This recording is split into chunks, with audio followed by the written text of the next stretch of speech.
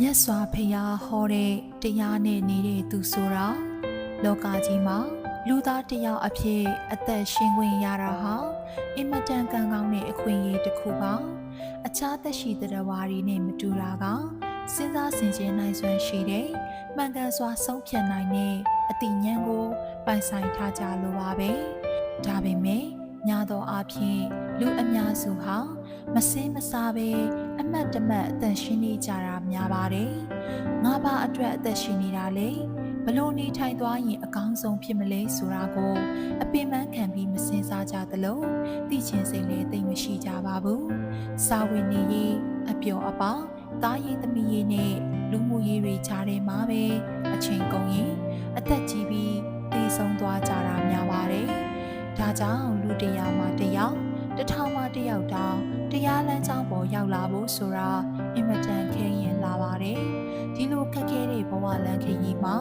အကောင်းဆုံးနေထိုင်နည်းတွေကိုရှာဖွေဖော်ထုတ်ဖို့ခေတ်အဆက်ဆက်ကပညာရှင်တွေစ조사ခဲ့ကြပါတယ် BC 600စုမှာပွင့်ထွန်းလာတဲ့ဗုဒ္ဓမြတ်စွာဘုရားရှင်ဟာလည်းတတော်တင်ရှား45ဝါကာလပတ်လုံးတရားဓမ္မပေါင်း8400ကိုဟောကြားခဲ့ပါတယ်ဒီတရားတော်တွေဟာလက်ရှိဘဝမှာစိတ်ချမ်းသာဖို့တင်မကပဲနောက်တန်တရားတစ်လျှောက်အေးချမ်းဖို့နဲ့ဘုနာသေးပေးကနေလွတ်မြောက်ဖို့အတွက်အကောင်းဆုံးဘဝနေနည်းတွေပဲဖြစ်ပါတယ်။တခါကယဟန်တစ်ပါးကမြတ်စွာဘုရားကိုလျှောက်ထားပူပါတယ်။မြတ်စွာဘုရားတရားနဲ့နေသူဆိုတာဘလို့မျိုးကိုပြောတာပါလဲတဲ့။မြတ်စွာဘုရားကပြန်လဲဟောကြားခဲ့တာကတော့စာပေသင်ယူနေရောတရားနာနေရောတရားတွေကိုရွတ်ဖတ်ပူဇော်နေရောဒါမှမဟုတ်စိတ်ထဲကကြံစည်စဉ်းစားနေရုံများနဲ့တရားနေနေသူလို့မခေါ်နိုင်သေးဘူးတရားပြန်ဟောနေရုံနဲ့လည်းမပြည့်စုံသေးဘူးသမထဝိပဿနာတရားတွေကိုကိုယ်တိုင်လက်တွေ့အားထုတ်နေမှသာတရားနေနေသူလို့ခေါ်ဆိုနိုင်မှာဖြစ်ပါတယ်ဒါကြောင့်တရားအားထုတ်နေသူမှသာတရားနေနေသူလို့တိတိကျကျသတ်မှတ်နိုင်တာပါဒါပေမဲ့ဒါဆိုစာဖတ်ဖို့တရားနာဖို့မလိုတော့ဘူးလားလို့အတွေးမချော်လိုက်ပါနဲ့ရေကူးတက်ဖို့ရေကူးမိသင်ရသလို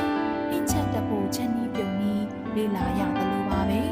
တရားနေနေတတ်ဖို့ဆိုရင်တရားနာရမယ်လေ့လာရပါမယ်သင်ယူနေတာဟာတရားနေနေဖို့ဤပညာကိုစီးပူးနေတာဖြစ်ပါတယ်